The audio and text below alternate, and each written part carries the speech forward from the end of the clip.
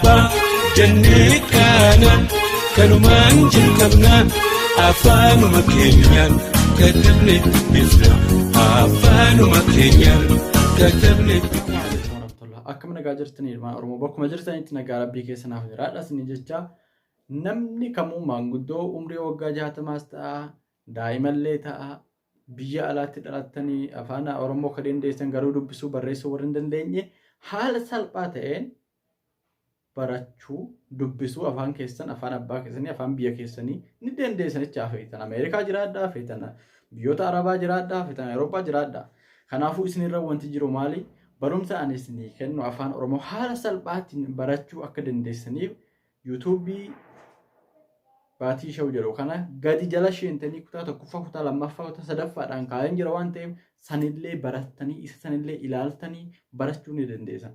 Har'a afaan Oromoo warri garee jarmayaa torbaffaa keessa jirtanis saddeetaffaa keessa jirtanis sirriitti ilaalaa lammanuu keessaniitii baay'ee isin gargaara. warra karaa social media irratti argitan ammoo gara YouTube baatii shawuu jedhu jechaadha gadi jettanii kutaa tokkoffaa kutaa lammaffaa kutaa sadaffaa irra jiru sallaalaa jecha eega sallaaltanii afaan Oromoo haala salphaa ta'een dubbisuu barreessuu ni dandeessanii jechaadha namni kamuu afaan keenya afaan federaalaa goone jechuu dura barachuu qaba jecha Oromoon qabsoo afaanii godhaa jira kanaafuu Oromoo taatanii afaan Oromoo wallaalina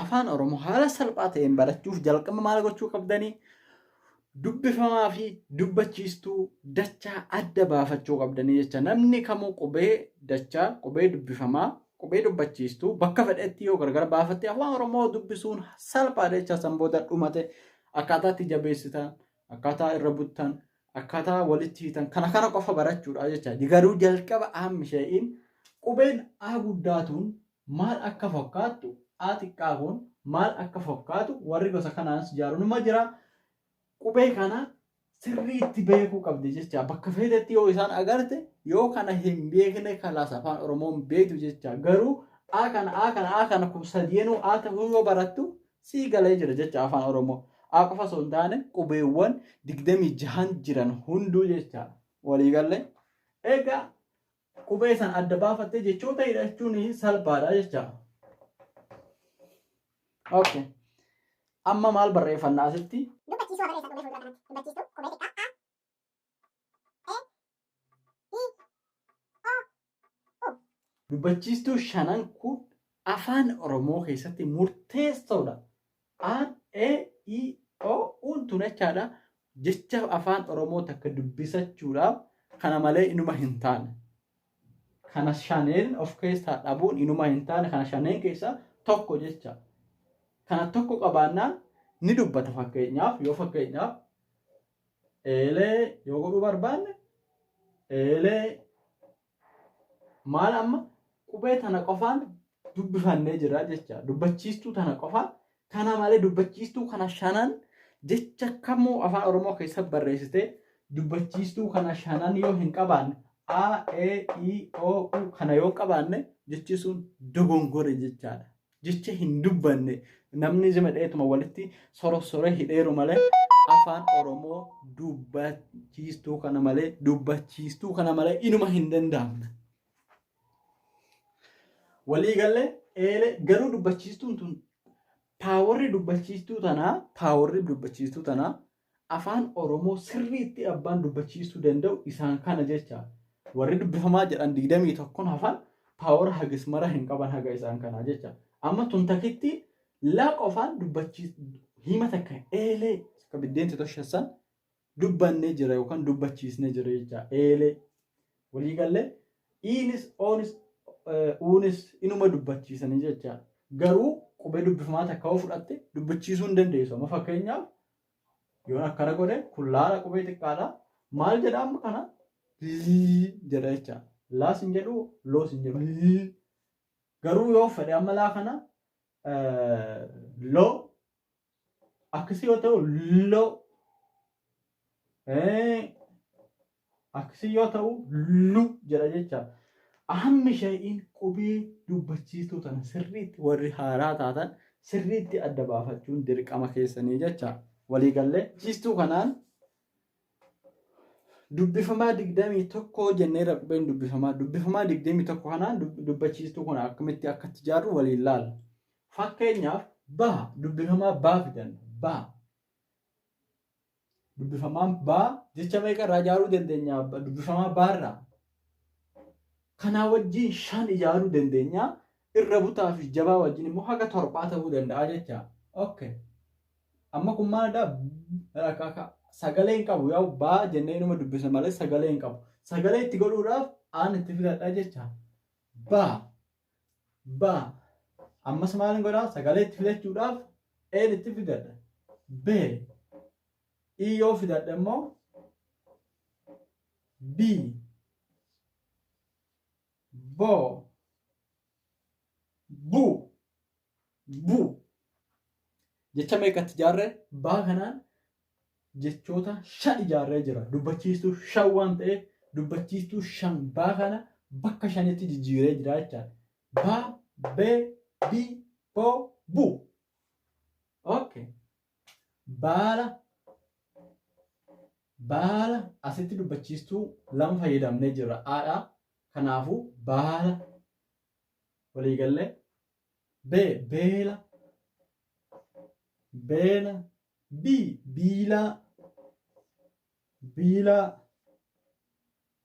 biilaa bofa buna dubbachiistuu kana 5 jecha baa kana bakka 5tti ijaarannee jira jecha. Wanti isinii galuu qabu afaan Oromoo qubee dubbifamaa yookaan Ingiliffaa jiru kun achaadha. Laatiniin kun qubee dubbifamaa 21 qaba.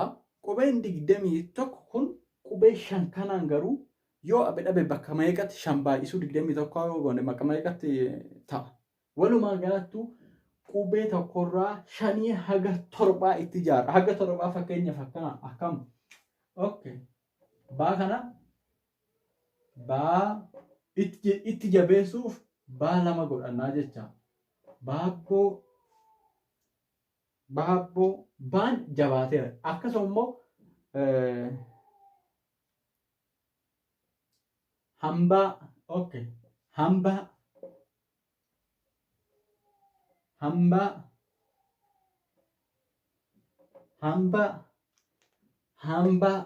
Amma kana maal sin agarsiisu jiru wahuma baana jechaadha. Asitti maaliin dubbatee jira? Irra butaadhaan hambaa ilaa bakka kanatti dubbachiistuun qabu. Kun maal ta'a? Irra butaa ta'a jechaadha. Kun irra butaa. Kun immoo baabboo maal ta'a? Baan 2 wal fakkaatu waan dhufee jiruufu jabaa. Jecha afaan Oromoo keessatti 2 wanti ta'ee dhufu dubbachiistuun 2 ta'ee yoo dhufe jecha afaan Oromoo keessatti qubee wal fakkaataa 2 yoo dhufe fakkeenyaaf amma kun 2 dhufee jira. Aan kuni jecha aan kun 2 dhufee jira. Maal ta'a? Fakkeenyaaf asitti baala ka jedhu kun akka agartan kana aan 2 ta'eera jecha. Kun amma dheeressuudhaaf 2 qubeen dubbachiistuu 2 taanaan dheeressuudhaaf amma fakkeenyaaf baala akkis maal ta'eera? Baala ishiin tun gabaabbatteetti baala osoo kana goonee raanne hoo amma kun hin dubbatu jecha bala gabaabbateera waan kun garuu baala jedha. Hima nuu kanneen jecha. Kun immoo kana hima godhuudhaaf asiin immoo balaa fuulduratti raa dhiyeessennaan balaa dubbachiistuu 2 fuuldura kaa'ee maal ta'e? Balaa. Kun immoo baala. Walii gallee sinii galaa jira miti. Kanaafuu dubbachiistuu 2 kamuu yoo dhufe waan ati dubbisaa jirtu kana dheeressuu qabdama. Fakkeenyaaf armatti akka kanaa baalaa jechuu hin dandeenyu. Maaliif? Asii gabaabbateera waan ta'eef takittii qofa eega ta'e gabaabsuu qabnaa jechaadha. Walii gallee tokko qofa taanaan gabaabsuu qaba. Kanaafuu balaa yoo kana hiika sirrii baala hiika sirrii nuu kadhee jira jecha. dubbachiistuu taanaan ni gabaabsina. Yoo dubbifamaa ta'e hoo dubbifamaa 21 waan a e i o u kanaan ala jira yoo ta'e hoo maal goona? Amma fakkeenyaaf yeroo jalqaba barreessinu waan barreessinu takka qubee guddaatiin barreessuu qabna. Ba amma kun armatti qubeen baa kun lama ta'ee jira. Maali faayidaan isaa hojjettanii qubee afaan Oromoo keessatti lama wal bira dhufnaan jabaachuu qaba jecha. Abbaa abaa wahi jenna. Abaa woonee wahi amma kun abaa jedha.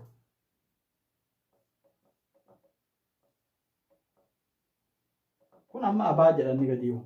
Abaa wahi taare abbaa jennamni maal godhuu qabnarree baa lama fayyadamnee jirraa jecha. Kanaafuu qubeen dubbifamaa lama wal bira dhufnaan maal ta'a ni jabaata. Qubeen dubbachiistuu lama wal bira dhufnaan maal ta'a ni dheerata jecha. Qubee waliif fokkaanne immoo wal bira yoo dhufe qubee waliif fokkaanne wal bira yoo dhufe qubee waliif fokkaan dubbifamaa ta'e dubbachiistuu ta'e. Okay. Qubee waliif fokkaanne fakkeenyaaf taa'i. Okay, eeyba. Taa asitti a lama fayyadamneerra taa'i jechuudhaaf asitti hudhaa qabaachuu qabaree hudhaa taa'i. Kun amma taa'i. Qubee waliif fokkaanne lama yookaan sadii illee yoo wal bira dhufe maal ta'uu qaba?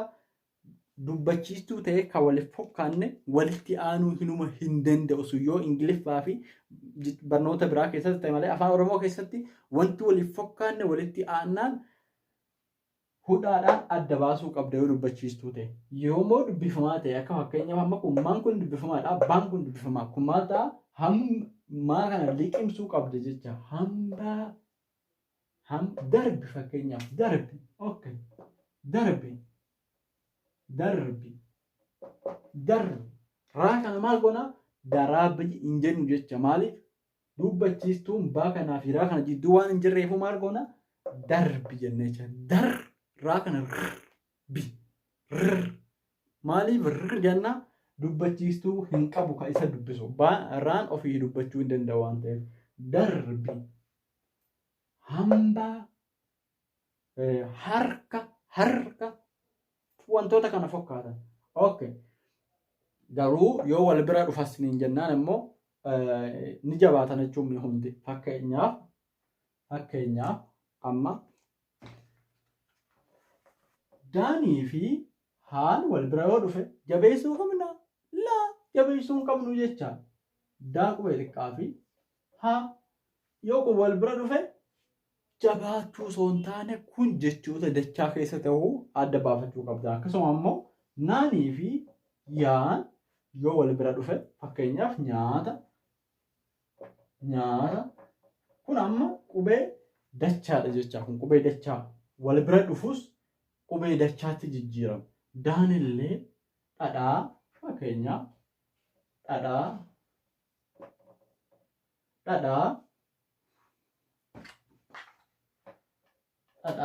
kana akkuma argitan jechoonni kun qubee dachaa adda baafadhaas ni jira. Isaan kun garuu yoo wal bira dhufan qubee dachaatti jijjiiraman. Kan kanaan alaa warra chaa, dhaa, nyaa, paa akkasumas tsaa, zhaa warroonni kun qubee dachaatti jijjiiraman. Paanii fi haa yoo wal dhufan kasaniin alaa garuu irra butaa yookaan jabaa ta'a. Warri waliif fokkaanne wal biraan dhufu duraan durseetuma irra butaa yoo ta'e malee. Waliigallee barnoota keenya har'aa asumatti haa gabaabsannu nutti fakkaate. Isin irra wanti jiru share like gochuu hin dagatinaa. Namoota afaan Oromoo hin baranne kan biyyoota adda addaa keessa jiran afaan Oromoo akka baratan haala salphaa ta'een akkaataatti dubbisuu danda'a, akkaataatti barreessuu danda'a. Gara YouTube Baatii Show jedhu yoo dhufan een argatan jechaadha. Kanaafuu barnoota afaan keenya afaan federaalaa godhuudhaaf barachuu qabna. Saba barate ta'uu qabna. Umriin kee bara 50 ta'us, umriin kee bara 15 ta'e garuu biyya alaatti dhalattu. Carraan immoo nama baadiyyaa ta'e horii tiksaa guddannee kan barnoota hin qabne maal gochuu qabna? Barnoota afaan Oromoo barachuu qabna. Afaan Oromoo salphaadha waan ta'eef. Kanaafuu hundi keessanuu baradhaa namoota kaaniifillee share godhaa isiniin jedha. Amsi koo asumatti xumuradheen jira. السلام عليكم ورحمة الله. نقالنا جراتنا فرنجا برسيفنا وبيدان جلكبنا ولا اللي هبادو كتبنا تكبفنا ولا اللي دكنا إجا قلبي دومسا بنوت في لنا إسا جيرو إبسا